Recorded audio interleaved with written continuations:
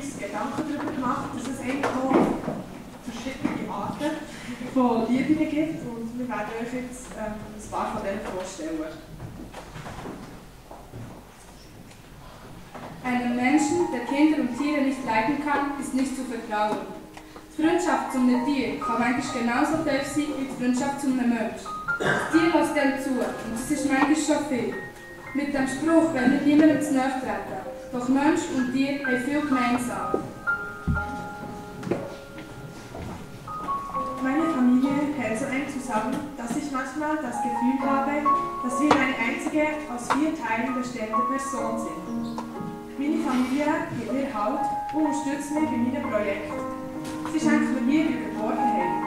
Wenn ich mal nicht mehr weiter weiss, ist sie für mich da und nimmt mich mit offenen Armen entgegen. Familie ist die uns von klein auf prägt und uns auf unserem Lebensweg begleiten.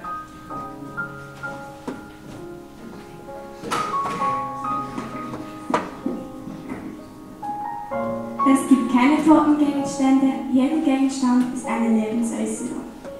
Jeder Mensch hat sicher einen persönlichen Gegenstand, der ihm etwas bedeutet. Es kann irgendein Erbstück sein von einer Großmutter, vielleicht ein Schmuck oder irgendein Fotobuch. Auch ein Freundschaftsring oder ein Freundschaftskettchen tut die Liebe mit den Menschen verbinden. Und so tun alle Gegenstände uns Erinnerungen auferwecken. Es können gute oder auch schlechte sein, aber genau die machen es aus, dass die Gegenstände uns etwas bedeuten.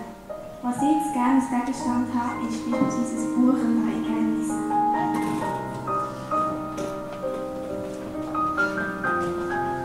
Die Musik drückt das aus, was nicht gesagt werden kann und worüber zu schweigen unmöglich ist. Musik kann helfen, schwierige Situationen im Leben und im Alltag zu meistern. Sie ist ein treuer Begleiter, heitert dem auf und gibt dem Kraft. Und drückt Gefühle aus, worüber man nicht reden kann.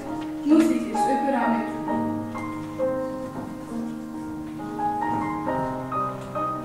Freundschaft ist eine Seele in 2 Körpern. Freunde zu haben ist etwas sehr Wichtiges im Leben. Sie sind immer für einen da, wenn man sie braucht. Freunde haben uns gern, obwohl sie alle unsere Fehler kennen. Freunde sind die uns nehmen, wie wir sind. Und nicht, wenn sie am wenigsten Schwierigkeiten mit uns haben. Freunde gehen zusammen durch dick und dünn.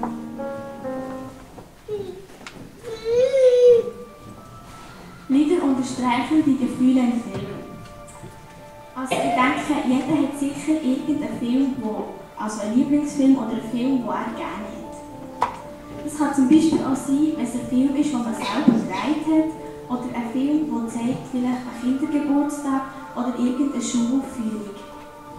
Und somit tun die Filme einem Wünsche zeigen, die man gerne hat, oder irgendwelche Erinnerungen wie bei den Gegenständen. Und so können sie uns auch etwas bedeuten. Und jetzt kommt noch der Schluss und da kann ich nicht mehr dazu sagen.